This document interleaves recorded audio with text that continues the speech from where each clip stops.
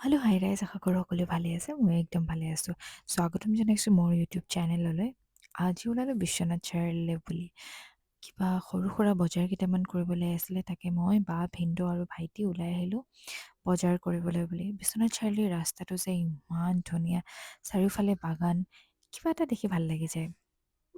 আৰু এয়া সোমালোঁ আমি দোকানত। বাছ বাছ বাছ হ'ব হ'ব একদম 10 ফুট লাগে ৰুমৰ সাইজটো আনিছে ৰুমৰ সাইজ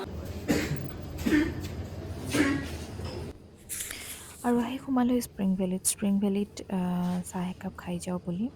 আৰু লগতে ঘৰলৈ বুলিও কিবা কিবি ল'লোঁ। বৰষুণ ছিজনত টিং খুলিব নোৱাৰি আৰু আজি আছে আমাৰ ঘৰত সৰু সুৰা এটা খানা মানে কি, আমি যেতিয়া জুইত বনাওঁ তেতিয়া আমাৰ খায়ো ভাল লাগে আৰু কিবা এটা ভাল লাগে। আটাইকেইটা জুইৰ ওচৰত বহি কথা পাতি পাতি খানা বনোৱাৰ মজাই বেলেগ।